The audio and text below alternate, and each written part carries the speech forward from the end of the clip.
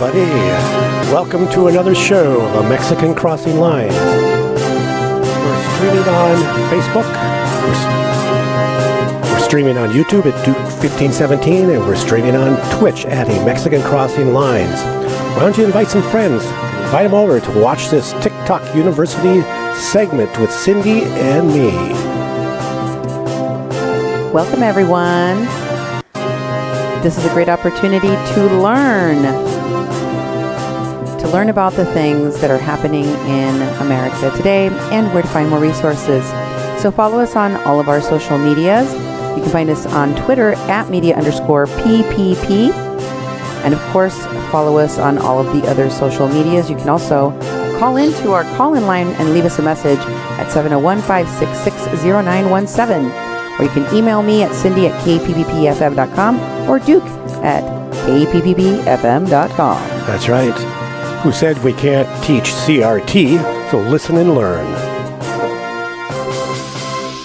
Hey folks, welcome everyone to A Mexican Crossing Lines. We are doing Learning CRT at TikTok University Part 3. Oh. This is an ongoing series where I am showcasing the amazing work of TikTok creators that are really showing us that we can learn anything that we want.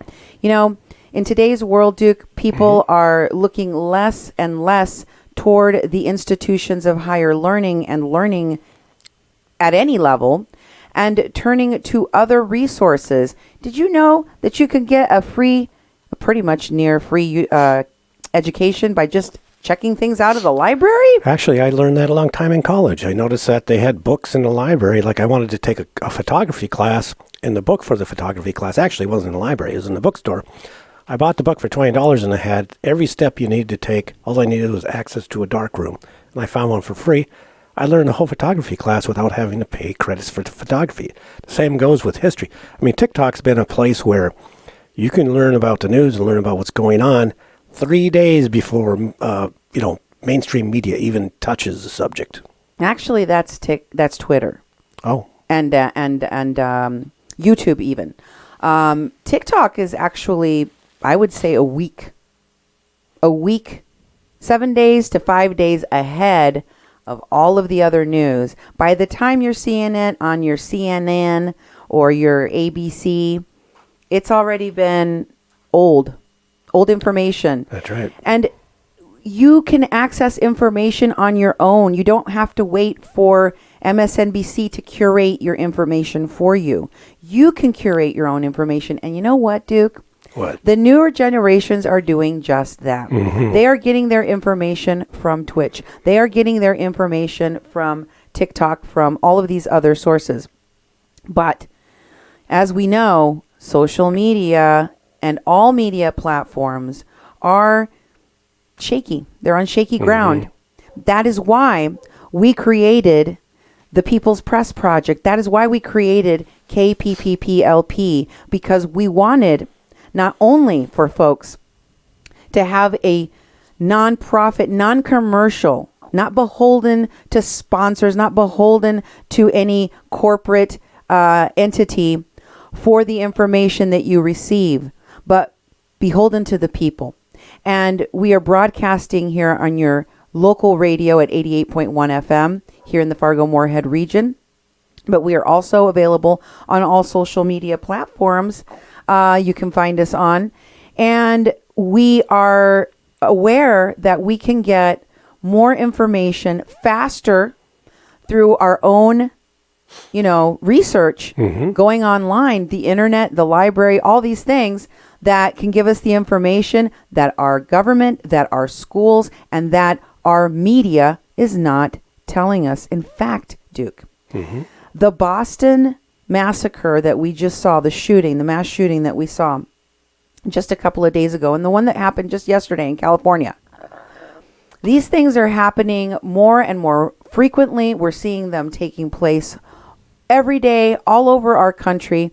And these horrific domestic terrorist attacks, because that's what they are, Duke. These are domestic terrorist attacks, many times motivated by hate and motivated by conspiracy theories like the January 6th insurrection. They're motivated by hate and conspiracy theories. And a lot of what is happening in our country right now, the backlash to school boards and schools because people don't want to mask up, don't want to vaccinate their kids, and don't want to learn about history. And the backlash all the way up to the Supreme Court with decisions coming out left and right that are going to put our country and our rights back before 1968. Exactly. In fact, in Florida, was the Governor DeSantis, is that his name? Yeah. He just signed a bill that makes it illegal to protest in front of a Supreme Court justice's house because people have taken it to the street. They said you can't protest in the residential area. Oh, they just spread it out to all resident? No residential areas. Well, it's up to 60 days in jail and $500 fine. And I thought, well, what about that's a heavier sentence than the people in insurrection that broke into the Capitol, broke windows, stole things, made mayhem. Very few have gotten, 60 days in jail and $500 fine. And that's the sort of thing where we're not able to exercise our constitutional right of assembly to address grievances. Oh. That's being taken away in that right away. Honey, don't worry, you're a white man. You're okay. You can protest any day of the week. In fact, you can go into the Capitol building and smear your caca on the walls and nobody's going to do anything about it. Okay? You're okay. Don't worry. The white supremacist system in America has got you. They're going to protect you. Oh, yeah. What they're not going to do is protect the rights of indigenous, black, and